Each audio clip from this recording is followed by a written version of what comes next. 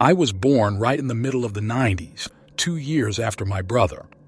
All the memories of our childhood were kept on VHS tapes, tapes that we hadn't watched in almost 2 decades because, well, who still owns a VHS player? My brother Luke would soon turn 30, and I thought it would be a neat present to digitize all our old videos. My mom kept them inside a box in our basement labeled 1993 to 1999 A tapes. I had no idea what the A meant until I found the others. Our old basement was filled with all sorts of both junk and memorabilia of the past years. Dusty basketballs with no air, our old inflatable pool, sneakers I could still wear if I gave them a decent clean.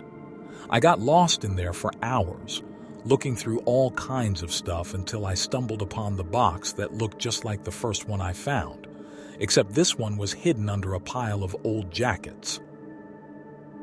1993 to 1999 B tapes. At that point, I obviously had no idea what the difference between them was, and my parents weren't home, so I couldn't ask them. They'd gone on a cruise. I'd let myself in with the key I'd kept after moving out, so I brought both of them to my car. It took a week after I could pick up both boxes and a USB stick with all the videos from the shop. I watched the first few, the ones in which I wasn't even born yet, just to check if everything worked fine. Then I put the stick into an envelope with a card so our family could watch them together after Luke's birthday and after my parents got back. 2 days after the party, my brother called me. He didn't tell me what was going on, but commanded me to come over to his house as soon as possible. I'd never heard my brother sound more disturbed. "What the hell, Max?" My brother looked even taller than he was. Anger seemed to make him grow. I was a good bit shorter than him, paler and weaker. My dark hair was curly and chaotic. His was always styled right and had the color of honey. The only similarity we had were our greenish-brownish eyes. I watched that with Ellie. You think that's appropriate for a 2-year-old? "Can you at least let me inside before you start harassing me? I have no idea what you're talking about." He moved to the side. Their living room was a mess, with toys, clothes, and crumbles everywhere. It had been like that ever since they got Ellie. It made me like my niece even more, bringing a bit of chaos into my brother's sleek life. "Are Ellie and Jacob not home?" He shook his head. "They went to Jacob's parents. He's pretty angry with you," he sighed.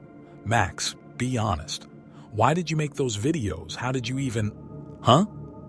I moved a stuffed elephant from the sofa and sat down. "I brought our old VHS tapes to a place and I told you when I gave it to you, I thought you'd like to see them." Luke frowned. "You look like you have no idea what I'm talking about." He got his laptop and sat down next to me. He opened a folder with 2 video files labeled Tapes A and Tapes B. "Did you watch them?" "A few of the first ones." "The A ones." I nodded. Without saying anything else, he opened file B. A video started playing. The date at the bottom said November 1994, with the description, "Park time." It started off with a dark screen, I thought at first, but as it turned out, it was just night.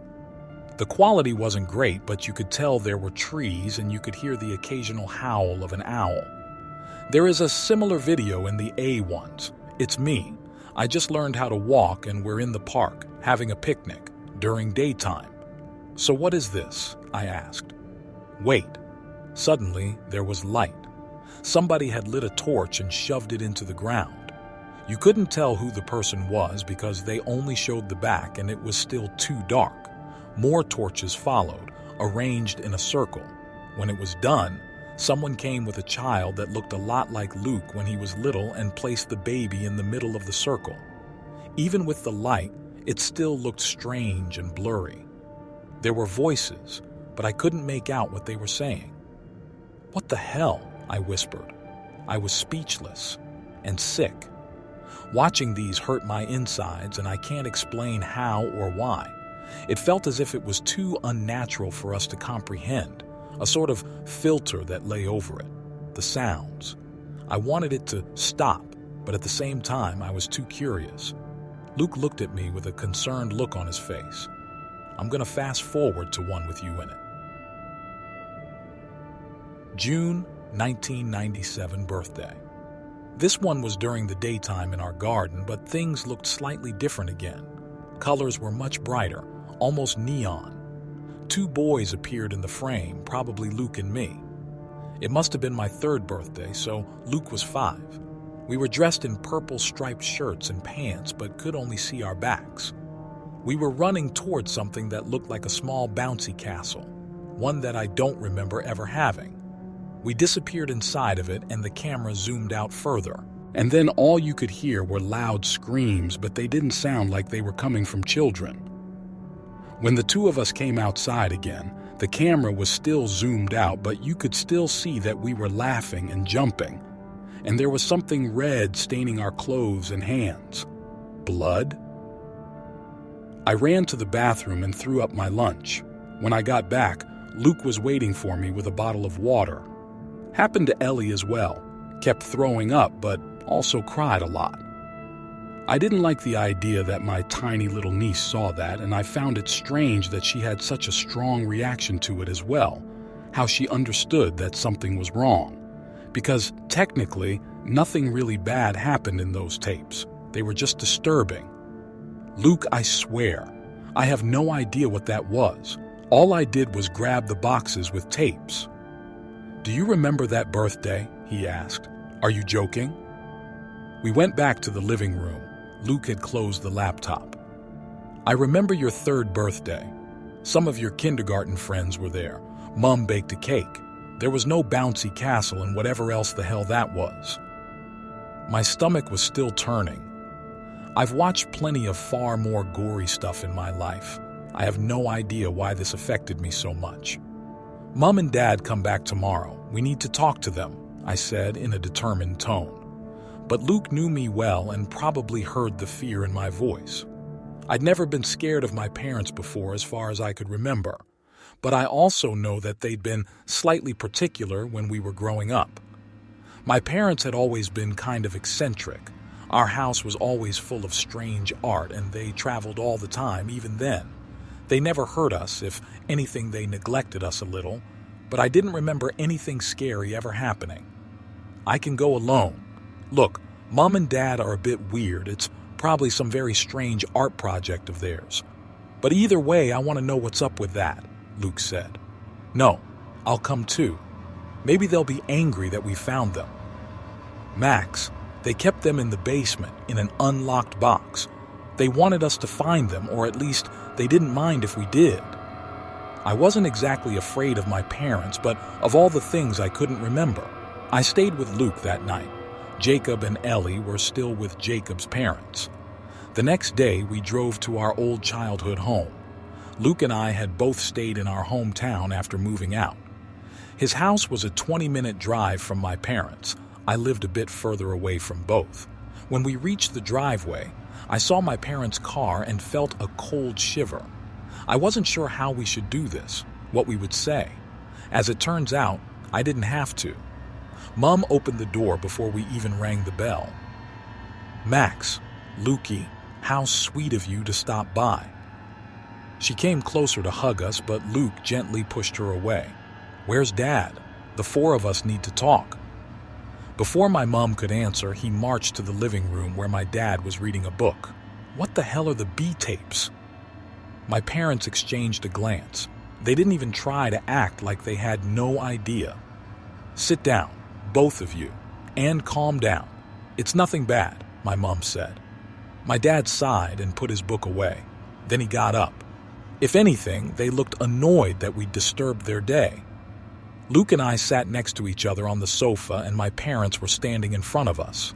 For a moment, it felt like we were little boys again, getting in trouble for breaking something.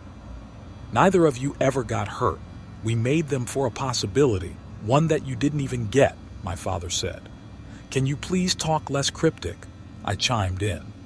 It was the first thing I'd said. Those aren't real videos of your childhood, just remakes. For your audition tapes, they were searching for child stars. Luke didn't make the cut, and then we tried with you, Max. But neither of you was chosen, my mother took over. They? Who are they? And chosen for what? A movie? Luke asked. My parents exchanged another glance. Something like that. The filmmakers were looking for extraordinary children with specific instructions on how to show their personalities. The children that were chosen became part of this fantastic kids show, but neither of you were. Now, Luke and I exchanged a look. I had all those questions. Why would you do that to children that young? Why did you never tell us about it, and why did those tapes make us sick? But the atmosphere shifted after my parents explained it to us. Mom went to the kitchen and started cooking. Dad was blabbering about their trip. They acted like what he had seen was totally normal. That was the scariest part. How normal they thought those tapes were when they could even make a 2-year-old sick. I felt like I didn't even know my own parents, and I felt strangely out of place. Meanwhile, Luke looked like he would explode any second. Finally, he shot me a look and walked outside. I followed, and we drove off without saying another word to my parents. At first, neither of us were speaking. I suppose we both didn't know how to deal with the situation. After a while, Luke parked next to a McDonald's. I thought he was just getting some food, but instead, he turned to me with a serious look. There's something you don't know. When you were sleeping last night, I watched a few more of the tapes. They made me feel terrible, but I had to know if anything, really bad happened. I swallowed and Luke took a deep breath. Then he shook his head. There was nothing like that. The tapes are messed up, but in different ways, in ways that make you question reality. Okay. Now he was looking straight at me. You know how Mom said neither of us made the cut to be cast? I nodded. Well, after 1996, there was a third child in the tapes. And the more I think about it, the more I'm starting to remember things. I know it sounds insane, but I'm wondering if we had another sibling that we forgot. Stay tuned for part 2 coming next week on the Storya channel. I guarantee you won't leave here without getting the chills. Also, please consider liking, sharing, and subscribing to my channel. It helps a lot. Thank you. Bye.